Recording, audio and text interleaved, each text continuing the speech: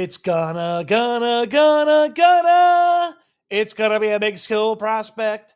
That's the thing when the Texans draft a player, they're usually going to come from a Power of Five school. That and three other things that got reinforced and have started to become the operating procedure for the way the Houston Texans go about things. Heck, you could even go as far as to say two of these things kind of became rules for the way the Texans approach the draft. So keep them in the back of your mind as draft season next year approaches. I know that I will. Let's start with what I just talked about, the big school still rules when it comes to the Houston Texans and their draft picks. Just one player from a non-Power 4, non-Power 5 school in Nick Caserio's time as the general manager of the Houston Texans. That player, Tank Dell. Where'd he go? University of Houston. Where are they now? They're actually in a Power 4 conference, having joined the Big 12. So Nick Caserio, just one non-Power 4, Power 5 player drafted in his time as general manager. And to me, it really comes down to when the Texans go out there and they watch these guys on tape and they start to think about how good of a player they are, who they succeeded against seems to be a pretty important element to their evaluation. And Nick Caserio talked about this in his pre-draft press conference. You look at players and you look at who they succeeded against, and I would go as far as to guess that how often they succeeded against players of a similar skill set, as well as players that are consistently good players showing up on their schedule. That seems to be a really important element of what the Houston Texans look for in a prospect. Now, I can't sit here and tell you there's a whole bunch of non-Power 4 prospects that I thought the Houston Texans were going to go after. Though their top 30 visit had a handful of intriguing prospects, including Gray Zabel, the interior offensive lineman from North Dakota State University, Kyle Williams, the wide receiver from Washington State, used to be Power 5, Power 4, not anymore, as well as Siobhan Ravel, the cornerback from East Carolina. All those players were in for a pre-draft visit. They spent a decent portion of their 30 visits on players who were not in Power 4 conferences, but ultimately, when it came to draft time, Iowa State, Big 12, Minnesota, Big 10, Iowa State, Big 12, USC, Big 10, sounds weird to say, USC, Big 10, also sounds weird to say, Penn State, Big 10, Florida, SEC, Iowa, Big 10. Well, the Midwest scouts getting a workout there, all these Big 10 guys, but they stayed with the Power 4 conferences like they always do in Nick Caserio's drafts. Again, just that one exception. So if a player desperately wants to be drafted by the Houston Texans, they better hit the transfer portal and find themselves on a Power 4 team. And it feels to me like that is a pretty sound rule. There's always an exception to the rule. Gray Zabel would have been a fascinating one to see if the Texans made the exception for him this year. There's always an exception for the rule, but that feels like a draft rule that got reinforced when it comes to the way the Houston Texans operate. Number 2 on my 4 things that got reinforced out of this draft, you better have played a crap ton of football if you want to be on the Houston Texans. When you look at these last 2 draft classes, especially the players at the top of the draft class, man, the Texans like guys that have played a lot, started a lot, and don't get hurt in college. When you look at this draft class and you look at the players drafted in the first, second, and third round, I guess they haven't had any first rounders here in the past 2 years, but even going back to the draft 2 years ago when they got CJ Stroud and Will Anderson, multiple first rounders in that, they typically do not draft a player who hasn't played a lot of football and hasn't been healthy. Just this year, Jaden Higgins, he played all his games at Iowa State.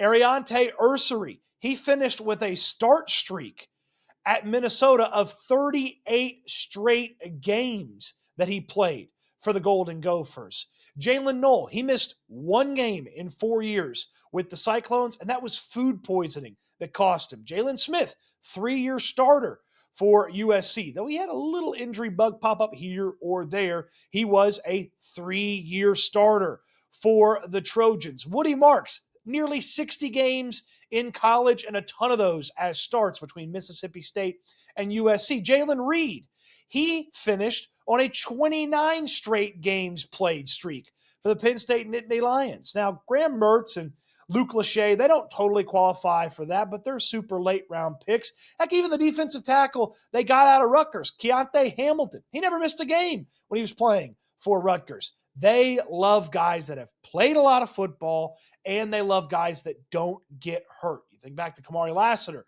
Kalen Bullock, as well as Blake Fisher. All those players finished on a nice streak there in their college careers, playing a lot of football. And to me, the guess here is the Texans love to have a lot of film to judge these guys on, and they love to watch progression at programs where they respect the coaches. Nick Caserio, effusive praise on PJ Fleck, Ariante Ursari's head coach in college, on Matt Campbell, Jaden Higgins, and Jalen Knowles' coach in college. They love to watch players develop. Caserio brought up Jaden Higgins' development going from a smaller school to the Big 12 at Iowa State, and how impressive he was and how much better he got.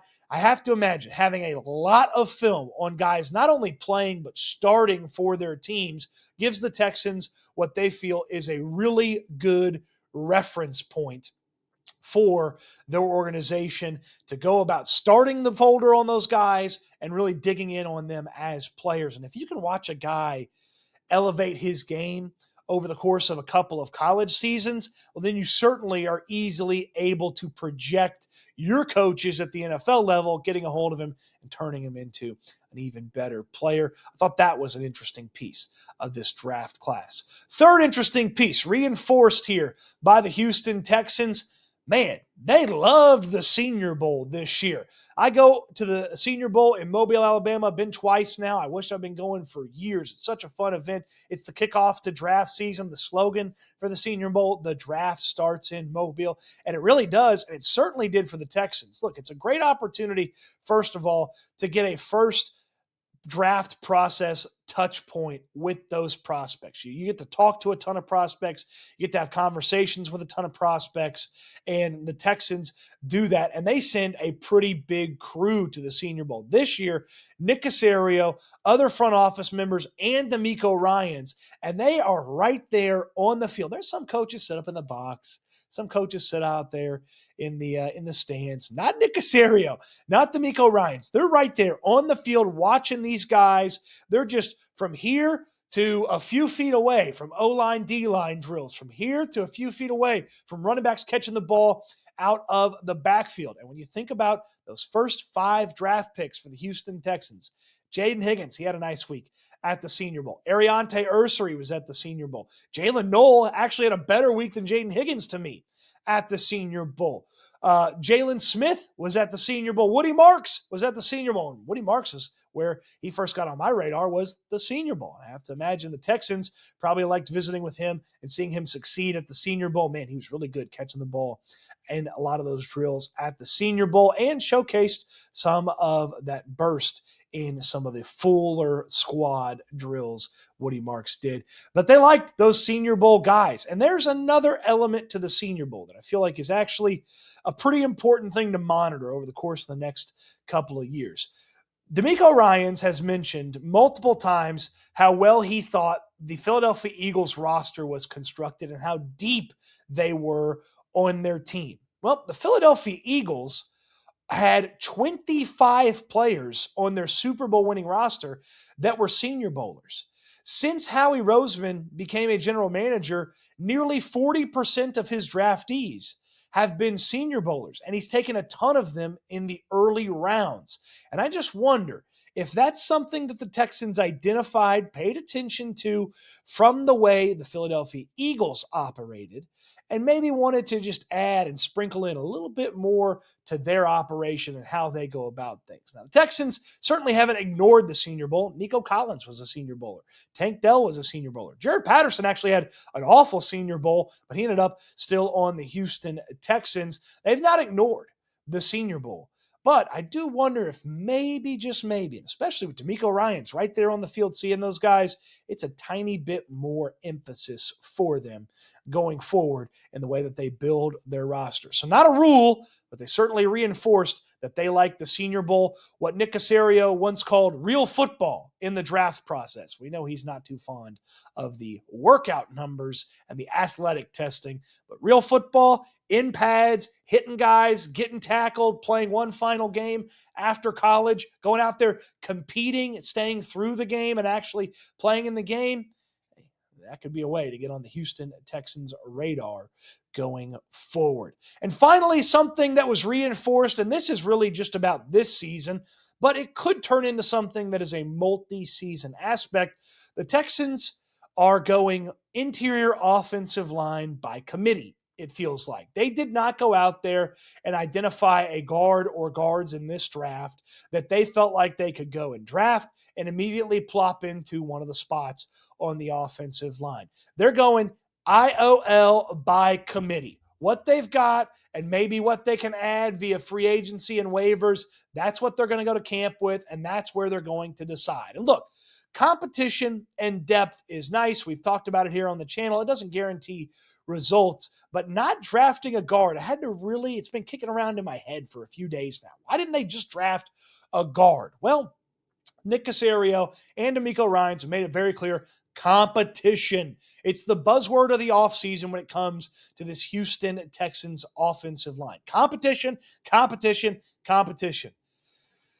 And the competition at left tackle and right tackle, I don't want to say they've already been settled. They're far from settled. And there's going to be certainly some contenders for that left tackle and right tackle spot. But it feels like to me, Cam Robinson, with the financial investment in him, he's got a pretty good head start there at left tackle. $13 million a year for Cam Robinson. It's a pretty good start at left tackle. It's going to be pretty hard to put a guy making that much money on the bench come training camp, come regular season. But feels like he has a pretty good head start there at left tackle. Over at right tackle, how about the incumbent right tackle? How about the guy that finished the year as the right tackle last year, Blake Fisher? How about the guy that's a second-round draft pick? How about the investment in him long-term that the Texans have made? That's not quite money, but a lot of times players who are high draft picks, they get a little bit longer for them to try to figure some things out. Look, Blake Fisher's got to be much, much better than he was last year. I would expect him to be much, much better than he was last year. Fisher was thought of as a developmental tackle that you didn't really want to play his rookie year, get him into an NFL program, have him come back, and have him be even more prepared. That could be Blake Fisher this year. But again, a second-round draft pick on Blake Fisher. He was one of the top 2 selections in last year's draft. It would make sense that he's got a little bit of a head start. Now, the interior offensive line, the 2 guard spots, the center spot, nobody's got a head start. Everybody's on the starting line, and they're just waiting for the word go, waiting for Nick Caserio, D'Amico Ryans, Nick Caley, Cole Popovich, the offensive line coach, to fire that starting gun and let them try to all figure it out. Sure, Jared Patterson finished the year at center. He couldn't beat out Juice Scruggs a year ago. Yeah. Tyus Howard played left guard last year. Did he play it well enough that you just automatically hand him the left guard spot? No. Who's played a lot more left guard and been more successful at that position than him? How about Laken Tomlinson, right guard? Your guess is as good as mine.